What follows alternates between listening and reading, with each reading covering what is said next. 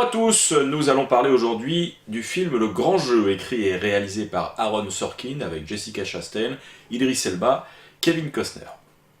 Alors le pitch, Molly Bloom, une jeune femme aussi talentueuse qu'ambitieuse, décide d'organiser elle-même des parties de poker clandestines réunissant tout le gratin de New York. Là, elle va faire des rencontres parfois un peu louches qui lui vaudront d'être impliquée dans une affaire criminelle. Alors le grand jeu, qu'est-ce que ça vaut? Alors avec un enthousiasme modéré, je vous dirais que c'est pas mal. Je suis au maximum de l'excitation là. C'est pas mal. Bon. Qu'est-ce qui fait la singularité de ce film? Alors pour moi, ce qui m'éloigne un peu déjà de ce film, c'est que c'est un film très américain. Là où en France, une histoire pareille aurait fait deux petits articles dans les journaux locaux, aux États-Unis, la protagoniste de l'affaire, Molly Bloom, a écrit un livre qui a été donc adapté au cinéma, hein, puisqu'on en parle. Voilà, et avec un récit assez classique de revanche sur la vie, ascension, et puis chute, et puis remise en question, etc. Donc c'est voilà, c'est sur un schéma, on va dire, narratif assez classique, pas forcément désagréable, hein, mais voilà, très classique, et voilà, qui chez nous n'a pas forcément un impact extraordinaire, puisqu'on parle de parties de poker clandestines. Voilà, il se trouve qu'elles impliquaient des stars, des figures de la pègre, donc forcément ça a pris une ampleur qu'on n'a jamais connue chez nous en tout cas. Donc voilà, le sujet déjà nous m'éloigne un peu de certaines préoccupations. La bande-annonce du film avait vraiment donné envie. Je trouve qu'elle est très dynamique, très punchy, avec la tagline évidemment, c'est l'équivalent du Loup de Wall Street, etc. Bon, bref, on y reviendra. Donc voilà, alors j'avoue que j'ai passé une première heure très plaisante, parce qu'effectivement, oui, la narration rappelle énormément les films de Scorsese, notamment son avant-dernier, le Loup de Wall Street, avec beaucoup de plans, une voix off quasi omniprésente, une musique aussi très présente, un rythme, des plans très courts, et une intrigue qui se déroule très vite, donc on n'a pas le temps de s'ennuyer, on n'a pas le temps forcément d'ergoter sur peut-être la vacuité de ce qu'on nous raconte, parce que c'est un peu tape à l'œil, certes, mais moi en tout cas, ça marche d'autant plus que si vous êtes comme moi passionné de tout ce qui tourne autour des jeux de hasard, bon là en l'occurrence on parle de poker, c'est assez fascinant, l'organisation de ces parties clandestines dans des hôtels de luxe, etc., les moyens mis en œuvre, la façon dont l'héroïne prépare tout ça, voilà, ça m'a vraiment intéressé, j'ai été séduit. Le problème, c'est qu'effectivement, au bout d'une heure de film, le réalisateur prend une autre direction et un autre rythme. On part sur l'aspect juridique de l'affaire, puisque Molly Bloom s'est fait coincer lors d'une série d'arrestations massives. Il y a 31 personnes qui s'y sont arrêtées, dont elle, parce qu'au sein de ces parties clandestines, il y avait des gens pas très recommandables. Donc voilà, donc en fait, de son arrestation par le FBI jusqu'à son procès, on va dire que le rythme du film se retrouve un peu fracassé, on passe vraiment sur autre chose. C'est un autre film qui démarre alors, pas franchement aussi emballant que la première partie, très loin s'en faut.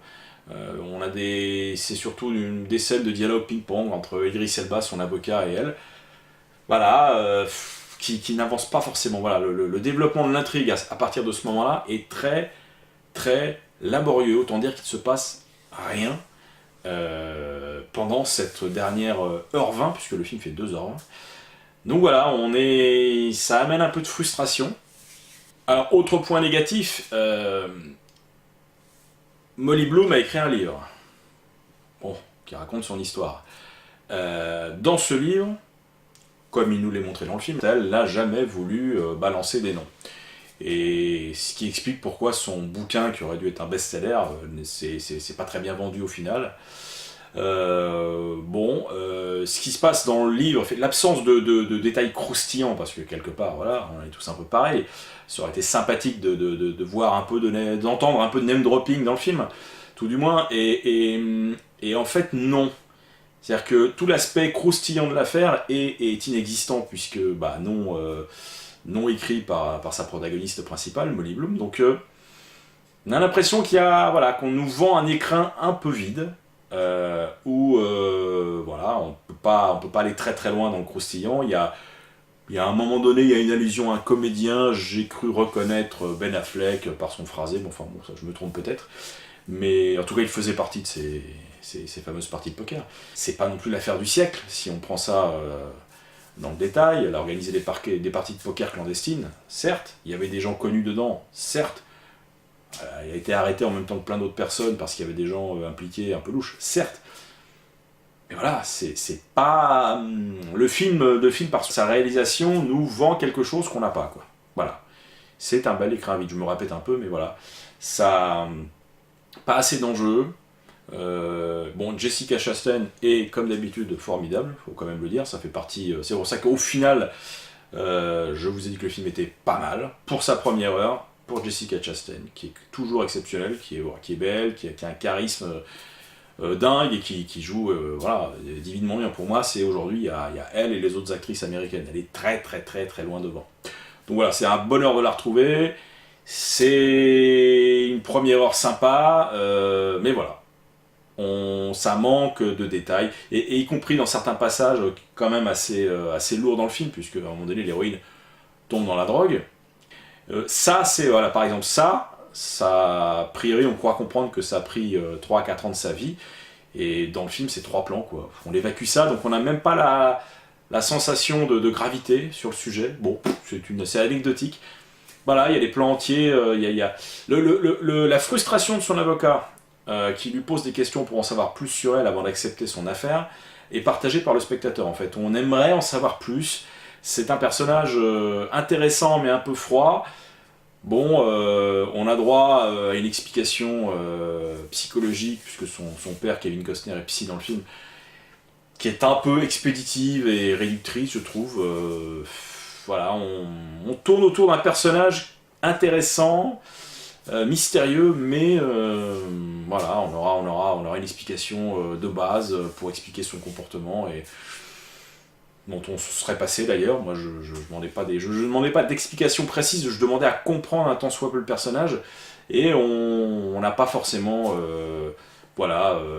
beaucoup d'éclairage sur pas mal de zones d'ombre. Si le jeu vous passionne en général, vous y trouverez votre compte. Si franchement le poker ça vous passe à 15 000, n'y allez pas.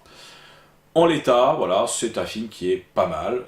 Je m'y suis pas trop ennuyé malgré la deuxième moitié qui est un peu plus languissante, même si elle a quand même quelques moments intéressants. Et c'est très américain. C'est une histoire comme ça ne peut arriver que là-bas, quoi. Donc voilà, je suis mi-figue, mi-raisin. Mais voilà, c'est un film oubliable. J'ai passé un moment pas désagréable, mais sans plus.